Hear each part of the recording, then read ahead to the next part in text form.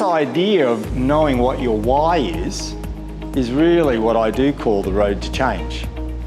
And leaders need to be able to do that really well. But the thing that we're trying to do when you do delegate is try and define with your team what their role is. Not just say to them, you're part of my team, all right? Try and give them their why so they can define their how. So that golden circle has subsets, not just for you, but for your team members.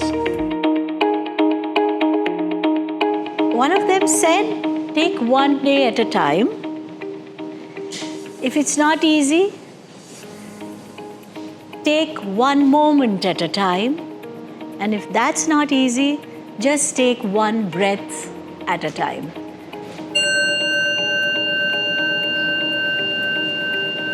Think I'll ever be able to look at this basket without thinking of your parents? I won't.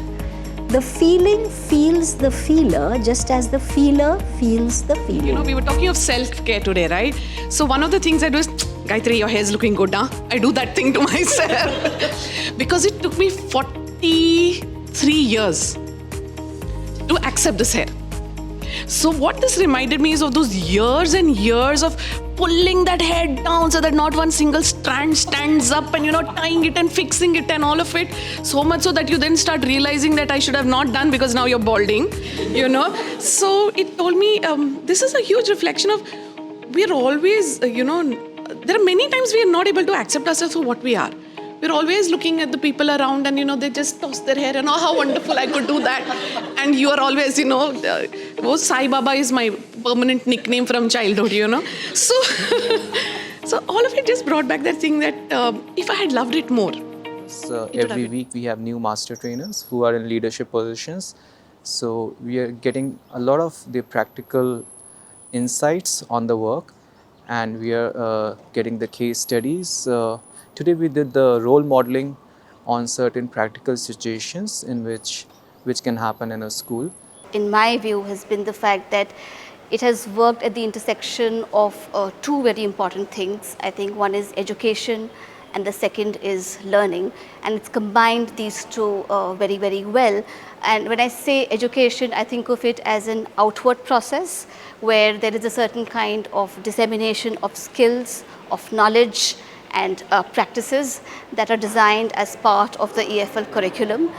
And equally, there has been a learning component, and that learning component is essentially about an inward journey, which is really about processing those experiences, processing those things that we have. That I can relate very easily is, I don't want to miss even a single Saturday. I want to be here on time and I want to be here till the end of it. So I think it's been a fantastic experience. You learn to be a really good teacher. You may even learn to be a good coordinator, but who's teaching you how to be a good school leader? From the area of deep knowledge of your domain, you have to go into a wide knowledge of other areas and other domains.